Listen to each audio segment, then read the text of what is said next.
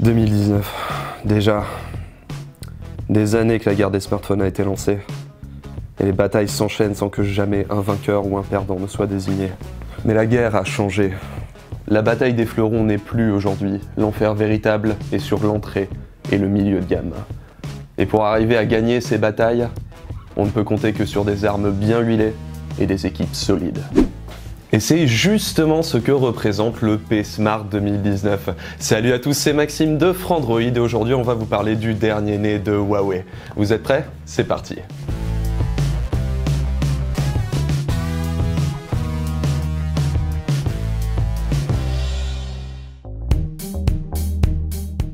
Commençons par le commencement, le design. Et sur ce terrain, le Huawei P-Smart 2019 nous offre vraiment un medley de tout ce qui a fait 2018. À commencer par un écran à l'avant qui est juste entrecoupé d'une petite encoche en forme de goutte d'eau et qui prend vraiment la majeure partie de la surface. C'est un grand écran de 6,21 pouces. À l'arrière, le design est super classique. On a toujours un double capteur photo qui dépasse très peu du corps avec un lecteur d'empreintes qui est placé là où se pose naturellement le doigt. Le tout est très arrondi et très léger, ce qui fait que ça en fait un téléphone très sobre mais efficace. Il n'est pas flashy, mais il est plutôt stylé. L'écran en lui-même est une superbe dalle IPS LCD qui supporte une définition maximale en Full HD+. Il est réglé un petit peu trop bleu par défaut, mais heureusement on peut retoucher tout ça et du coup profiter de son excellent contraste et de sa très bonne luminosité. Par contre, il y a un petit défaut, c'est que le téléphone, il n'est pas compatible avec le DRM HD pour Netflix, pour MyCanal ou ce genre de choses. Ça c'est vraiment dommage parce qu'on aurait aimé en profiter sur cette grande dalle. Côté performance, le Huawei P-Smart 2019 est propulsé par le Kirin 710 avec 3 Go de RAM. C'est une configuration qu'on a déjà vue auparavant et qui est toujours aussi efficace ici.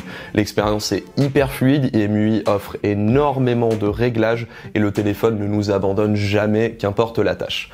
Par contre, sa partie GPU est pas forcément hyper optimisée. Elle va pouvoir lancer tous les jeux, comme par exemple PUBG Mobile ou même Fortnite, mais ce sera pas forcément au graphisme maximum et ce sera pas nécessairement ultra fluide. Par contre, pour ce prix, il n'y a pas à se plaindre.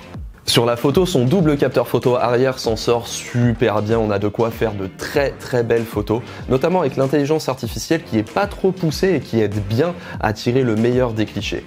Maintenant, à l'avant comme à l'arrière, on a toujours le même problème, à savoir que plus la luminosité descend et plus le bruit commence à monter au point que lorsqu'on est vraiment dans des conditions de très basse luminosité, les photos ont tendance à ressembler à des mosaïques un tout petit peu.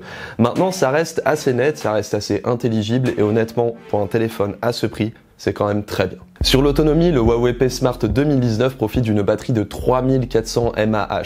Ça lui permet vraiment de tenir la journée sans trop de soucis. Maintenant, dès qu'on commence à lancer des jeux 3D un tout petit peu gourmands, il a tendance à grignoter un petit peu.